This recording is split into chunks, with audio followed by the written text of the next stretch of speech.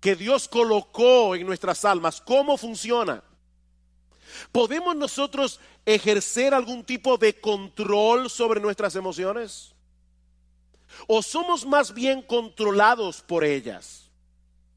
¿Cómo debe ser la interacción entre nuestras emociones y nuestra razón? ¿Se han visto ustedes seguramente muchas veces en esta situación de saber con la cabeza que tienen que hacer algo, pero en el corazón no tener el menor deseo de hacerlo? ¿Cuál de las dos facultades debe ir sentada en el asiento del conductor? ¿La razón o las emociones? Bueno, esas son algunas de las preguntas que yo quisiera responder en esta mañana, y no tengo ningún texto específico que vamos a estar exponiendo. Vamos a ver una perspectiva bíblica general del manejo de las emociones, comenzando con una perspectiva del funcionamiento de nuestras emociones. ¿Cómo funcionan nuestras emociones? Bueno, para responder esa pregunta tenemos que entender que nosotros somos seres emocionales porque fuimos creados a imagen de un Dios emocional. Como decíamos hace un momento, Dios tiene emociones, Dios siente emociones. Solo que a diferencia de Dios, nosotros somos seres compuestos. Dios es solo espíritu, nosotros somos cuerpo y alma. Nosotros tenemos una parte material que es el cuerpo, tenemos una parte espiritual que es el alma, y esa parte material interacciona con la parte espiritual en una forma increíblemente misteriosa. Nosotros no podemos entender de ninguna manera cómo es que interactúan en nosotros el cuerpo y el alma. Por ejemplo, estás triste. ¿Dónde está esa tristeza? ¿Dónde radica? Radica en el alma. Pero esa tristeza que radica en el alma te lleva a llorar con lágrimas físicas que tú puedes palpar. Eso activa tu glándula, yo no sé cómo se llama eso, pero las glándulas lacrimales. Y es algo puramente espiritual. Un temor extremo te puede paralizar, te puede dejar sin voz.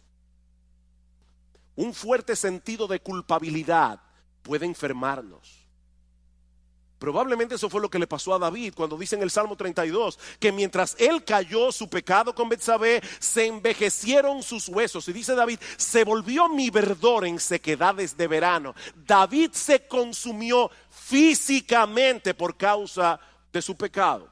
Ahora, noten algo muy importante aquí. En todos estos ejemplos que yo acabo de dar de reacciones emocionales, existe una condición previa que nosotros evaluamos y a la cual reaccionamos, y eso produce emociones. En otras palabras, nuestras emociones tienen una estrecha relación con nuestra percepción o con nuestra evaluación de las cosas. Esa percepción puede ser real, puede no ser real, pero el hecho de que nosotros percibamos la realidad de cierta manera es lo que produce en nosotros una reacción emocional. Por ejemplo, el sufrimiento del Señor Jesucristo en el huerto de Getsemaní era real, causado por la perspectiva de un dolor real. El Señor sabía que unas horas más tarde Él iba a estar colgado de una cruz e iba a recibir sobre sí todo el peso de la ira de Dios por causa de nuestros pecados. ¿Qué produjo eso en el Señor? Mi alma está muy triste hasta la muerte, dijo Cristo. La perspectiva de ese dolor, que era real, produjo en el Señor una reacción emocional. Ahora, puede darse el caso de una persona que experimenta una agonía real en su corazón ante la perspectiva de un problema irreal. La Biblia dice, no os afanéis por el día de mañana. ¿Cuántas personas están esperando un problema que nunca llega, pero lo sufren como si fuera real? Aquí tenemos una agonía real producida por una cosa irreal. De manera que las emociones, mis amados hermanos, no se producen en nosotros porque sí. Nuestras emociones no son meras reacciones químicas, como dicen algunos, sobre las cuales no tenemos ningún control. Nuestras emociones se producen como resultado de nuestra percepción o evaluación de las cosas. Por eso alguien ha dicho muy atinadamente que nuestras emociones revelan nuestras creencias y revelan nuestros valores. Nuestras emociones revelan nuestras creencias, revelan nuestros valores. Yo no tengo temor de perder aquello que a mis ojos tiene poco o ningún valor. Eso no me causa tristeza. Así que aquello que te causa una profunda tristeza es lo que revela dónde están tus valores. ¿Qué es lo que tú colocas por encima de lo demás? Yo no me airo por lo que no me importa. Las emociones siempre tienen un objeto en la mira que a nuestros ojos posee algún valor. Brian Borgman dice, por ejemplo, pensar en la ira no produce ira. Vamos a suponer que usted está en la universidad, están dando una clase sobre la ira. Eso no produce ira. Pero pensar en el aborto sí lo produce. ¿Se dan cuenta? Pensar en la ira no produce ira. Pensar en la injusticia del aborto sí produce ira o debería producir ira. Ahora, por supuesto, eso no significa que antes de experimentar una emoción nos detenemos a evaluar conscientemente lo que está sucediendo a nuestro alrededor para luego reaccionar. Eso es algo que ocurre de manera instantánea. Por ejemplo, si en medio de la noche, a las 3 de la mañana, tú estás profundamente dormido, escuchas un ruido atronador en la sala de tu casa, lo más natural es que sientas temor inmediatamente, aunque tú no tengas ni idea de lo que produjo ese ruido. Ese temor se produce por la percepción de que puedes estar en peligro. No es necesario que el peligro sea real. Tal vez fue que se cayó una lámpara, el gato la tumbó. Puede ser que no haya un ladrón en la casa. El peligro no es real. Pero basta con que tengamos la percepción de que podemos sufrir algún tipo de daño y eso va a disparar en nosotros la emoción del temor. Y lo mismo ocurre a la inversa. Un individuo puede estar tan seguro de que van a darle un aumento de sueldo que él ya lo está disfrutando sin tenerlo en la mano, aunque al otro día lo boten de la empresa. Y eso lamentablemente pasa muchas veces. O puede suceder que un individuo esté tan seguro de que la muchacha que le gusta le va a decir que sí, que él ya está experimentando la emoción de la boda. Pero resulta que ella le dice que no. Es así como funcionan nuestras emociones. El objeto de nuestra esperanza puede ser una mera ilusión, pero causa una emoción real. Ustedes recuerdan, luego de la victoria de Saúl contra el pueblo de Amalek, que Samuel mandó a llamar al rey Agag, a quien Saúl le había perdonado la vida, a pesar de que Dios le había dicho explícitamente que lo matara. Dice la Biblia en 1 Samuel capítulo 15 versículo 32, que Agag vino delante de Samuel alegremente, pensando dentro de sí que el peligro había pasado. Unos minutos más tarde fue descuartizado. Su alegría fue real, pero su perspectiva de la realidad no lo era. Y eso nos lleva de la mano a nuestro segundo encabezado. Ya vimos, yo espero que se haya podido entender cómo funcionan las emociones, cómo se disparan las emociones. Bueno, veamos ahora en segundo lugar nuestra responsabilidad en el control de las emociones. Nuestra responsabilidad en el control de las emociones. Mis hermanos, si nosotros partimos de la presuposición de que nuestras emociones son impulsos primitivos o meras reacciones químicas sobre las cuales no tenemos ningún control, entonces nosotros no somos responsables por las emociones que experimentamos. Sin embargo, es interesante notar que en la Biblia Dios nos da órdenes muy precisas con respecto a las emociones que nosotros deberíamos sentir con respecto a ciertas cosas. Dios nos da órdenes emocionales. Por ejemplo, en Deuteronomio capítulo 6, versículo 5. Dice que nosotros debemos amar a Dios. ¿Cómo? Con todo nuestro corazón, con toda nuestra alma, con todas nuestras fuerzas. Ese es un deber que Dios impone sobre el hombre. Y eso no solo incluye nuestra voluntad, eso incluye nuestras emociones. Mis hermanos, lo que Él espera de nosotros no es una obediencia fría, formalista, mecánica a sus mandamientos. Lo que Dios espera de nosotros no es una ortodoxia fría. Lo que Dios espera de nosotros es que le amemos, que le adoremos, que le alabemos, que le sirvamos con todo nuestro ser. Y eso incluye nuestro intelecto, incluye nuestra voluntad e incluye nuestras emociones. ¿Qué dice el Salmo 100? Cantad alegres a Dios, habitantes de toda la tierra. Venid ante su presencia con regocijo. Nosotros debemos venir a la casa de Dios, debemos venir a encontrarnos con el pueblo de Dios y sobre todas las cosas debemos venir a la presencia de Dios con una expectativa de alegría. Ahora yo me imagino a algunos aquí pensando: pastor, pero es que yo no puedo darle una orden a mis emociones para sentir ciertas cosas o para dejar de sentir otras cosas. ¿Cómo yo hago eso?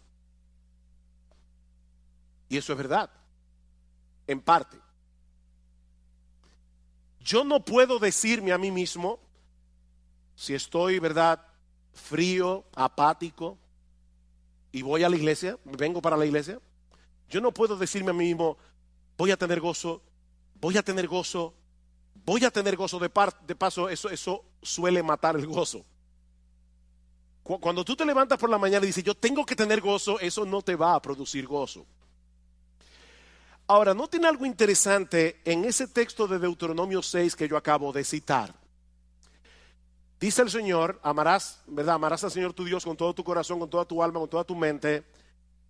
Y luego el pasaje continúa diciendo: y estas palabras que yo te mando hoy estarán sobre tu corazón, y las repetirás a tus hijos, y hablarás sobre ellas estando en tu casa y andando por el camino y al acostarte y cuando te levantes, y las atarás como una señal en tu mano y estarán como frontales entre tus ojos, y las escribirás en los postes de tu casa y en tus puertas. En otras palabras, ese amor de Dios se nutre del conocimiento que nosotros obtenemos acerca de Dios por medio de su revelación.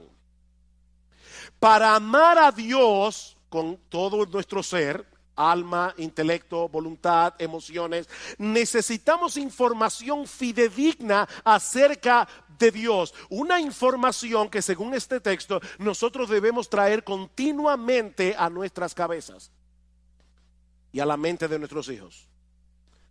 En otras palabras, hay una relación estrecha entre nuestras emociones y nuestro conocimiento.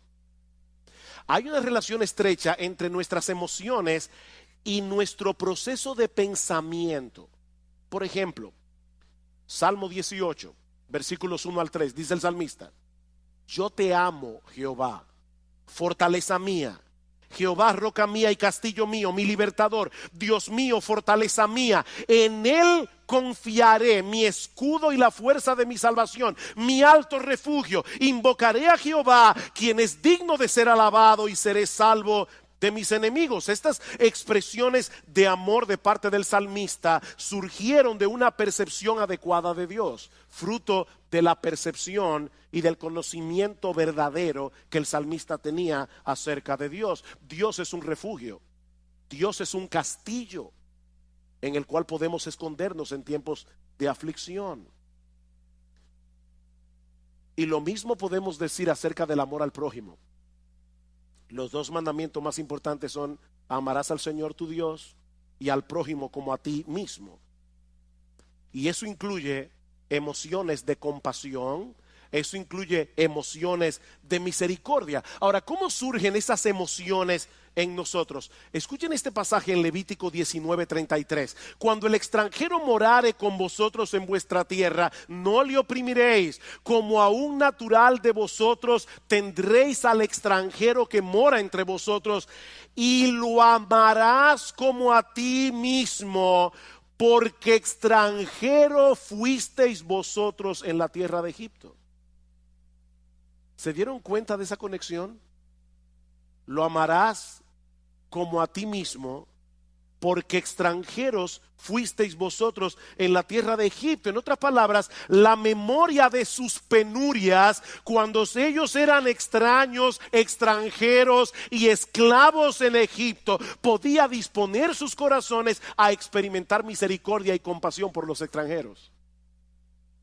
El hecho de ponernos conscientemente en el lugar del que sufre es una forma de cultivar algunas emociones que generalmente acompañan un amor genuino al prójimo. ¿Saben cuál es nuestro problema? Nosotros vivimos tan centrados en nuestro pequeño mundo, en nuestro pequeño reino, que no nos ponemos en el lugar de los demás y consecuentemente no sentimos las emociones que deberíamos sentir asociadas con el amor al prójimo. Somos demasiado egocéntricos.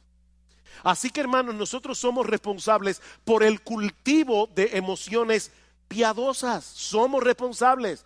En Romanos capítulo 12 el apóstol Pablo da una serie de mandatos. Y observen cómo cada uno de estos mandatos va conectado con nuestra vida emocional. El que preside debe hacerlo con solicitud. El que hace misericordia debe hacerlo ¿cómo? Con alegría. Debemos aborrecer lo malo, debemos seguir lo bueno. Amaos los unos a los otros con amor fraternal. En lo que se requiere diligencia, no debemos ser perezosos. Debemos ser fervientes en el espíritu. Debemos ser gozosos en la esperanza. Debemos ser sufridos en la tribulación. Emoción tras emoción tras emoción, conectado con nuestros deberes. La vida cristiana que es digna de Dios y de su agrado, mis amados hermanos, incluye un sano despertar de nuestras emociones. Y eso me lleva ahora a mi tercer y último encabezado. Ya vimos cómo funcionan las emociones, ya vimos la responsabilidad que tenemos de controlar nuestras emociones. Veamos ahora el papel que juega la verdad en el control de nuestras emociones. El papel que juega la verdad en el control de nuestras emociones. Ya hemos visto que las emociones tienen una estrecha relación con nuestro entendimiento, con nuestra evaluación de lo que percibimos. Por lo tanto, mis hermanos, los pensamientos con los que llenamos nuestras mentes, aquellos pensamientos que son el objeto de nuestra meditación, jugarán un papel de suprema importancia en las emociones que sentimos, para bien o para mal. Por eso Pablo dice en Romanos capítulo 12 que nosotros no debemos conformarnos a este siglo, sino que debemos ser transformados por medio de la renovación de nuestro entendimiento. El proceso de santificación en la vida cristiana tiene como centro operativo nuestro entendimiento, no nuestras emociones. ¿Oyeron eso, hermanos? El proceso de santificación tiene como centro operativo nuestro entendimiento, no las emociones. Nosotros llegamos a la vida cristiana con muchas mentiras en nuestras mentes que ahora deben ser gradualmente desplazadas por la luz de la verdad de Dios revelada en su palabra. Eran estas mentiras las que estaban detrás de todo comportamiento pecaminoso y de toda emoción pecaminosa. Vamos a Efesios capítulo 4, versículo 17.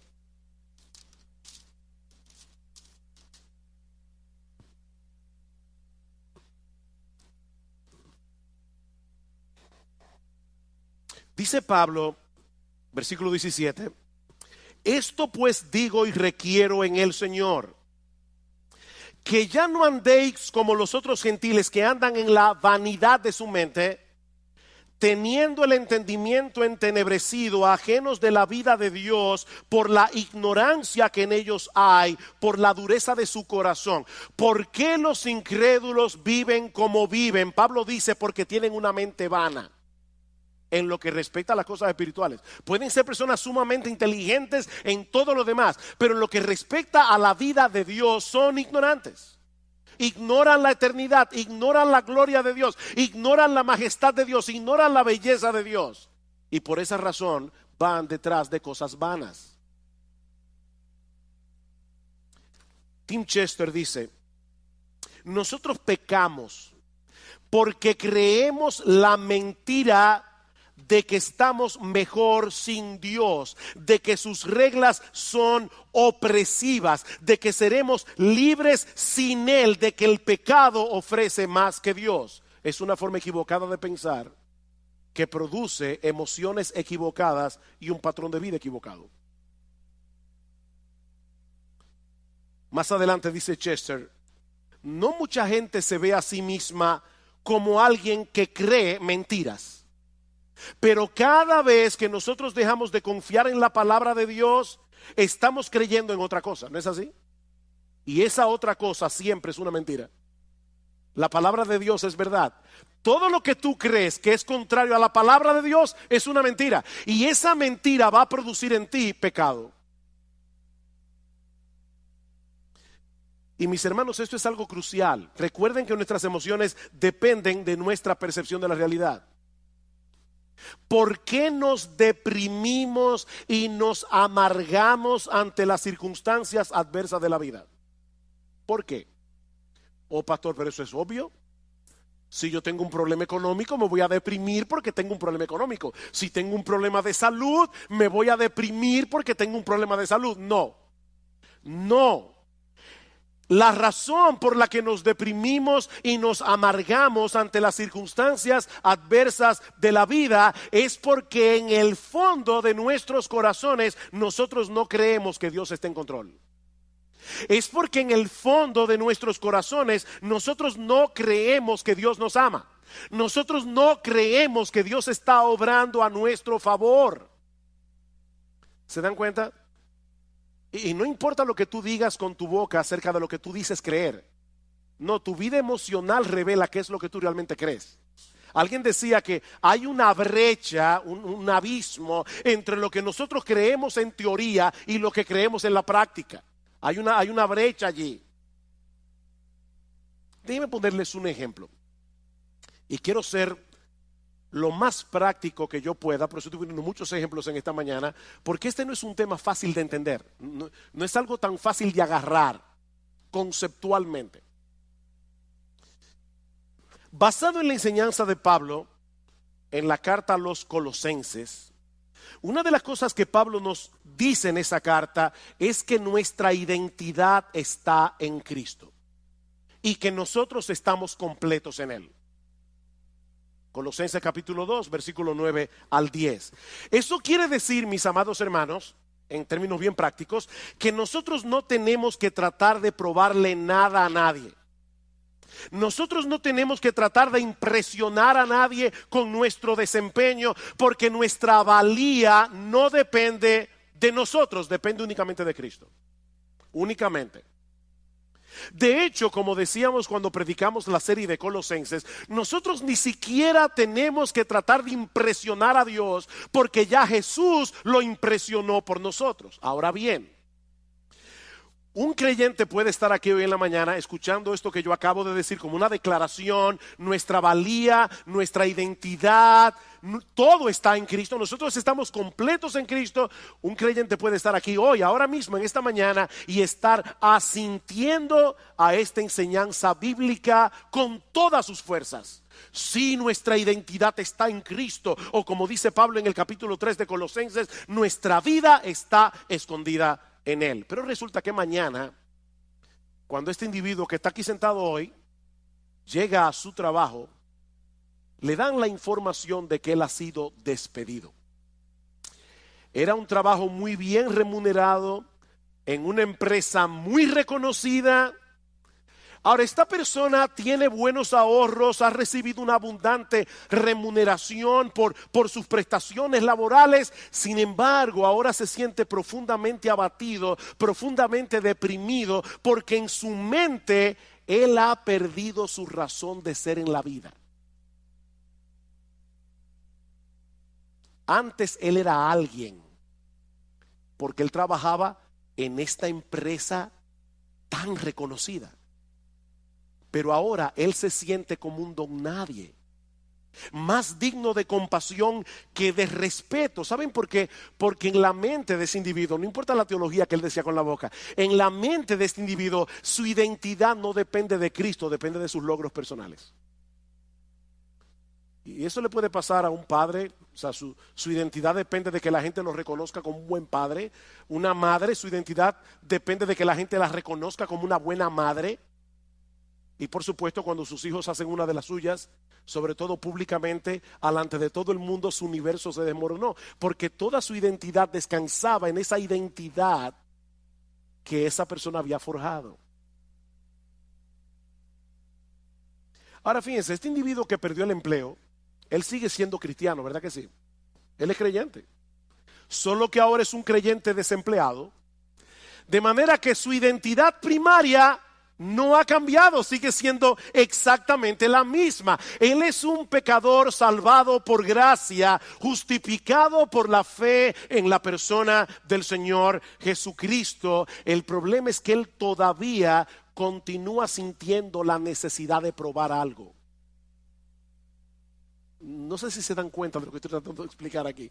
Él está tratando de probar algo, de justificarse ante los demás, o de justificarse ante sí mismo, cuando lo cierto es, mis amados hermanos, que nosotros no tenemos nada que probar. Cristo es nuestra identidad y eso no cambia con las circunstancias. ¿Ven ustedes, mis hermanos, cómo la mentira obra en nosotros?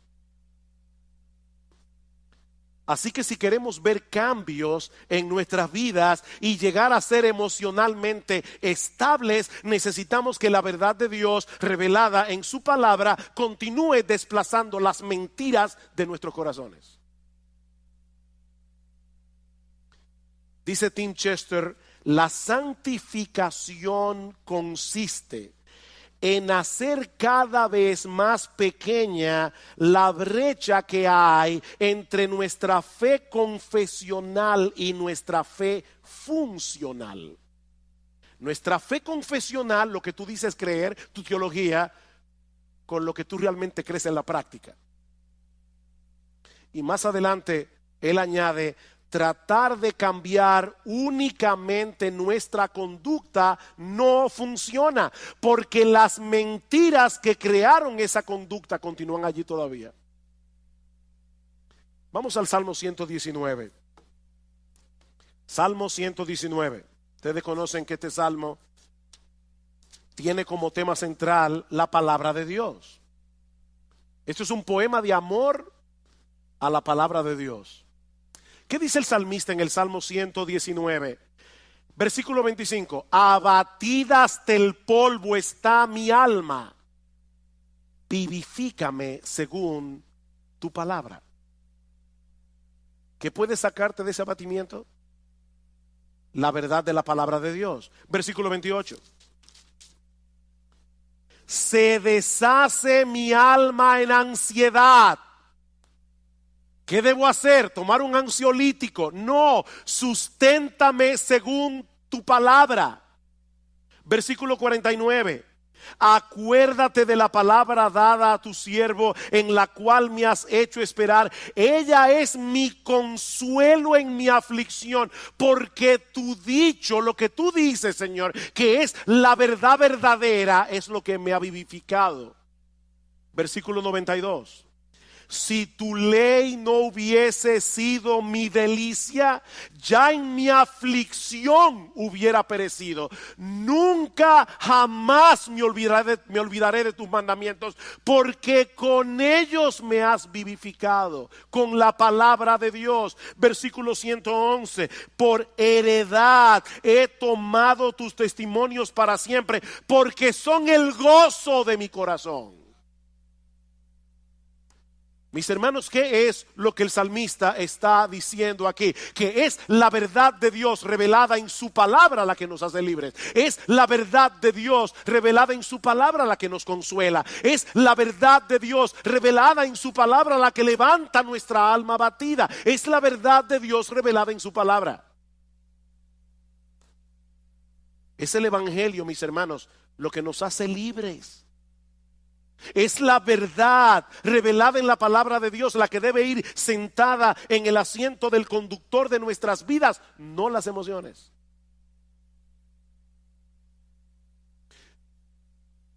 Imagínate que tú pecas contra Dios en cualquier cosa y tú sabes que pecaste.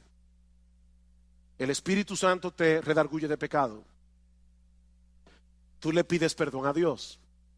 Déjame hacerte una pregunta que quiero que respondas allí donde estás en tu corazón. ¿Cuántas veces tú has pecado contra Dios, le has pedido perdón por tus pecados y sigues sintiéndote culpable? ¿Cuántas veces? ¿Cuántas veces tú pecas contra Dios, pides perdón y todavía hay una voz dentro de ti que te dice, qué fácil? Después que hiciste lo que te dio la gana, ahora tú quieres venir delante de Dios para que te perdone. Aquí las emociones nos están traicionando. Porque la Biblia dice que si confesamos nuestros pecados, Él es fiel y justo para perdonar nuestros pecados y limpiarnos de toda maldad. ¿A quién tú le vas a creer? ¿A tu aparato emocional que te hace sentir no perdonado o a la promesa de Dios de que si confesamos nuestros pecados, Él es fiel y justo para perdonar nuestros pecados y limpiarnos de toda maldad?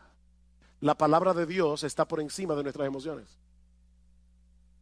Es que Dios ha dicho claramente que Él nos perdona cuando nosotros confesamos nuestros pecados. No debemos sentar las emociones en el asiento del conductor. Mis hermanos, si no nos mantenemos predicándonos a nosotros mismos estas verdades, no vamos a poder mantener un saludable control de nuestra vida emocional.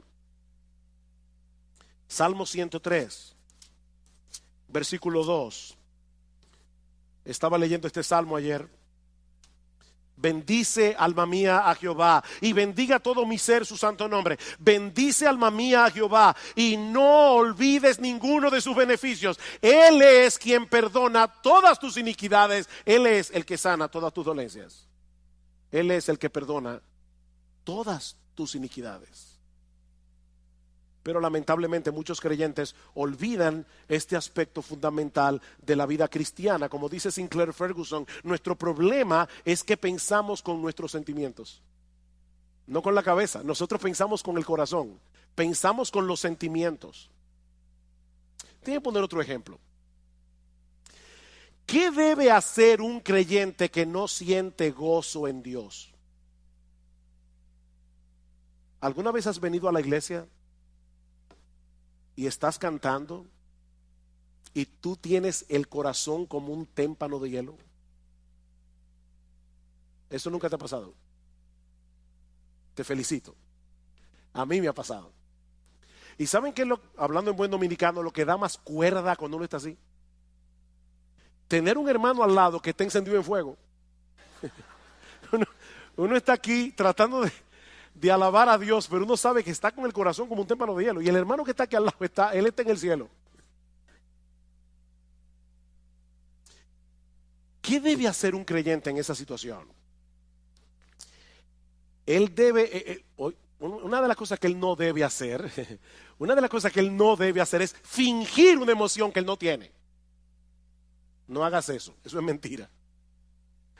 Pero una de las cosas que tú debes hacer es recordarte a ti mismo que Dios sigue siendo nuestro gozo y aceptarlo por fe. Aunque en ese momento no estés sintiendo nada, Dios sigue siendo nuestro gozo y yo debo aceptarlo por fe. Tu gozo no va a retornar pensando en el gozo o deseando el gozo, sino enfocándote en las verdades acerca de Dios reveladas en su palabra. Es mirando a Dios, no al gozo. No persigas al gozo, persigue a Dios. ¿Cómo yo persigo a Dios? Enfocando mi mente en lo que Él me ha dicho que Él es en su palabra. Y yo voy a comenzar a recordar atributo tras atributo tras atributo de lo que Dios revela de sí mismo en su palabra hasta que mi corazón comience a arder otra vez. Y puede ser que eso no pase inmediatamente. Eso puede tomar horas, eso puede tomar días, pero nosotros vamos a estar luchando con el ángel hasta que Él nos bendiga. ¿Te sientes temeroso porque tú no tienes el control de muchas cosas que pueden ser una amenaza eventual en tu vida? Recuerda que nuestro Dios es grande y todopoderoso. Todas las cosas que existen fueron creadas por Él y Él está en control de todas y cada una de ellas. Dice en Mateo capítulo 10 versículo 29 al 31 que no se cae un pajarito del cielo sin que la voluntad de Dios así lo permita. ¿Saben lo que ocurre cuando no confiamos en el control soberano de Dios?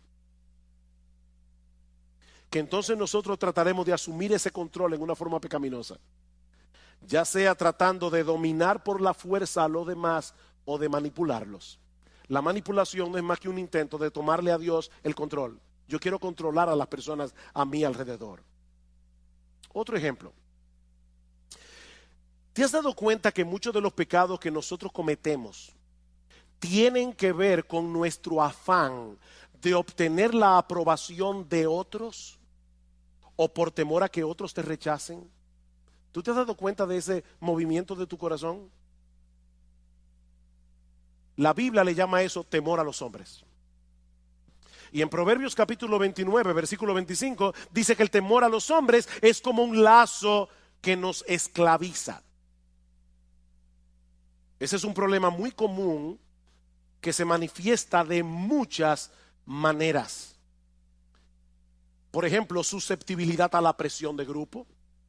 Necesitar que las personas me den algo, cariño, respeto, admiración, preocupación por nuestra autoestima, llenarte de compromisos porque no sabes decir que no. Eso es temor a los hombres. Pequeñas mentiras para lucir bien delante de los otros. Compararte con otras personas. Sentir temor de compartir el evangelio. Eso es temor a los hombres. ¿Cómo podemos lidiar adecuadamente con el temor a los hombres? Bueno, la psicología humanista nos aconseja aumentar nuestra autoestima y lamentablemente muchos creyentes han caído en esa trampa. Pero eso no resuelve el problema, sino que lo complica. Porque en realidad la baja autoestima no es otra cosa que una elevada autoestima disfrazada. ¿Tú oíste eso? La baja autoestima es una elevada autoestima disfrazada. Déjeme explicar eso porque sé que veo la cara de algunos mirándome así como con una cara de signo de interrogación.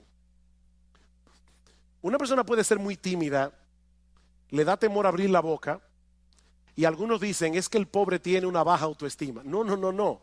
La razón por la que él o ella es tímido es porque se estima tanto que él tiene miedo de abrir la boca y confirmar ante los demás que es un tonto. Es mejor callarse y dejar que las personas sospechen que tú eres un tonto, abrir la boca y confirmar que lo eres. Entonces la razón por la que mucha gente es tímida es porque no quiere descubrirse delante de los demás porque se estima demasiado a sí misma. Si no se estimara tanto, no tuviera temor de los demás. En el fondo, nuestro problema con todas esas cosas que yo he mencionado es que estamos creyendo que no tenemos el estatus que creemos merecer. Alguien dice, nosotros elevamos deseos que a menudo son buenos en sí mismos, el deseo de ser amado, el deseo de afirmación, el deseo de respeto. Elevamos eso al nivel de necesidades sin las cuales pensamos que no podemos tener una vida equilibrada. Hablamos de necesitar la aprobación y la aceptación de otros cuando nuestra verdadera necesidad es glorificar a Dios y amar a las personas. Esa es tu verdadera necesidad, glorificar a Dios, no que la gente viva para ti. ¿Cuál es el remedio para el temor a los hombres? El temor a Dios. El temor a Dios. Él es grande, Él es glorioso, Él es digno de admiración, Él es digno de temor reverente, Él es digno de adoración. Medita a menudo en su gloria, su grandeza, su justicia, su santidad, su amor, su poder, su esplendor, su belleza, su gracia, su misericordia, su compasión. Y tú vas a ver cómo el temor a los hombres comienza a desvanecerse en tu corazón. Salmo 27. Salmo 27, versículo 1. Jehová es mi luz y mi salvación. ¿De quién temeré? Jehová es mi luz y mi salvación, ¿de quién temeré? Jehová es la fortaleza de mi vida, ¿de quién he de atemorizarme? Cuando se juntaron contra mí los malignos, mis angustiadores y mis enemigos para comer mis carnes, ellos cayeron y tropezaron. Aunque un ejército acampe contra mí, no temerá mi corazón. Aunque contra mí se levante guerra, yo estaré confiado. ¿Por qué? Porque Jehová es mi luz y mi salvación. Imagínate ese Dios al lado de la persona a la que tú le temes. Y lo vas a ver como una pulga. ¿Te sientes atraído por las cosas de este mundo? Y se te está haciendo difícil decir que no a esas cosas porque te prometen emociones como deleites, placer, alegría. Una vez más, mis amados hermanos, la respuesta de la Biblia no es escoger entre un santo aburrimiento y un pecado entretenido. No. La Biblia nos invita más bien a buscar ese deleite, ese placer, esa alegría en el único lugar donde realmente puede ser hallado, en Dios mismo. En Dios mismo. ¿Recuerdan ustedes lo que Cristo le dijo a la mujer samaritana? El que bebiere de esta agua volverá a tener sed, mas el que bebiere del agua que yo le daré no tendrá sed jamás, sino que será en él una fuente de agua que salte para vida eterna. ¿Qué es esa fuente de agua? ¿Saben qué es esa fuente de agua? Dios mismo. Es el Espíritu Santo.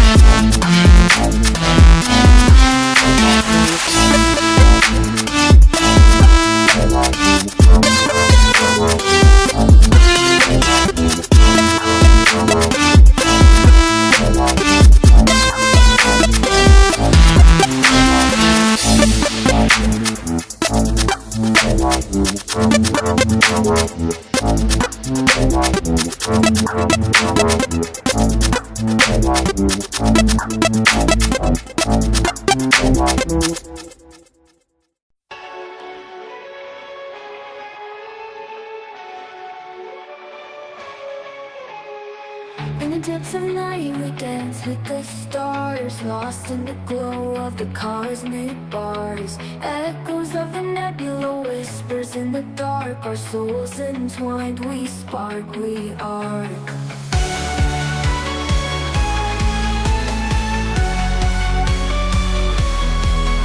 In the depths of night we dance with the stars, lost in the glow of the cosmic bars. Echoes of the nebula, whispers in the dark. Our souls entwined, we spark, we arc.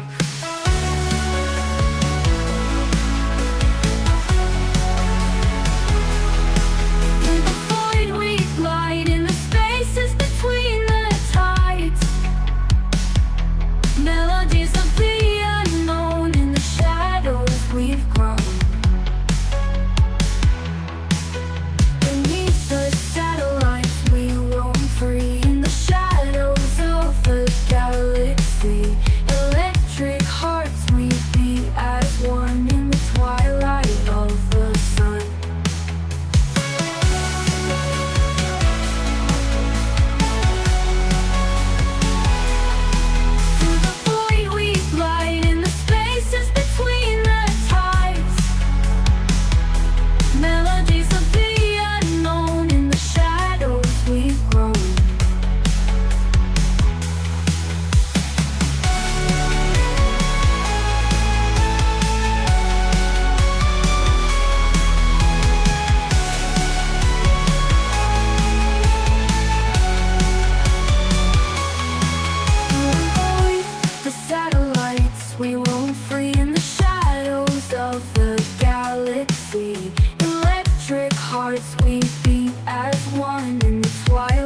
of the sun.